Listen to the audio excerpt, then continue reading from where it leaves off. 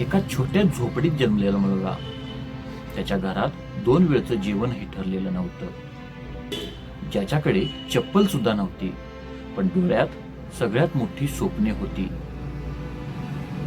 लोक त्याला गरीब म्हणायचे, पण त्याने स्वतःला कधी गरीब मानलं नाही.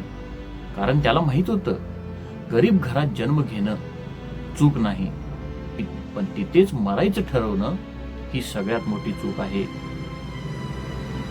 गावातलं एक साधं घर. वडील मजुरी करायचे, आई लोकांच्या घरी भांडी घासायची. शाळेत जाताना त्याच्याकडे नवीन बॅग नसायची, नवीन कपडे नसायची, पण त्याच्याकडे एक गोष्ट होती, ती म्हणजे जिद्द. खूप मोठी जिद्द. दररोज तो शाळेनंतर वडिलांसोबत कामाला जायचा, विटा उचलायचा, वाळू भरायचा आणि नंतर रात्री थकून घरी यायचा. पण झोपण्याआधी तो स्वतःला एक प्रश्न विचारायचा, मी आयुष्यभर हेच करणार आहे का? आणि याचं उत्तर असायचं, नाही.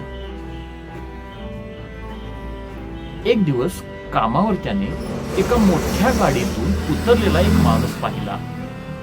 सगळे त्याला आदर देत होते. अर्जुनने वडिलांना विचारलं, हा कोण आहे बाबा? वडील म्हणाले, हे मालक आहेत. एकेकाळी हे देखील आपल्यासारखेच गरीब होते. त्या दिवशी अर्जुनच्या डोळ्यात एक आग पेटली. त्याला समजलं, गरिबी कायमची नसते, निर्णय कायमचा असतो. लोक म्हणतात नशीब नाही, पण खरं सांगू, नशीब दार ठोठावत नाही, ते घामातून तयार करावं लागतं. तुमची सुरुवात गरीब असू शकते, पण शेवटही तसाच असेल हे तुम्ही ठरवता. जगात अनेक लोक आहेत शून्यातून उभे राहिलेले, कारण त्यांनी परिस्थितीला दोष दिला नाही. ते लढले, घडले, पुन्हा उठले आणि एक दिवस जिंकले. काही वर्षांनंतर तोच अर्जुन स्वतःच्या ऑफिसमध्ये बसला होता. बाहेर गाडी उभी होती.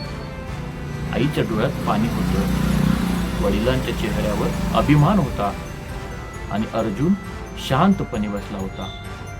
आपण गरीब होतो, पण आपण हरलेलो नव्हतो, हे त्याच्या डोक्यात चाललं होतं. लक्षात ठेवा, जन्म तुमच्या हातात नव्हता, पण तुमचा शेवट पूर्णपणे तुमच्या हातात आहे. गरीब घरात जन्म घेणं चूक नाही, पण स्वप्न न पाहणं, प्रयत्न न करणं आणि तिथेच थांबणं हीच खरी चूक आहे. हीच सगळ्यात मोठी चूक आहे. जर तुम्हालाही वाटत असेल की आयुष्य बदलू शकतं, तर हा व्हिडिओ नक्की लाईक करा. कमेंटमध्ये नक्की लिहा, मी थांबणार नाही. आणि अशाच दमदार गोष्टींसाठी मनाची गेम चॅनलला सबस्क्राईब नक्की करा. धन्यवाद.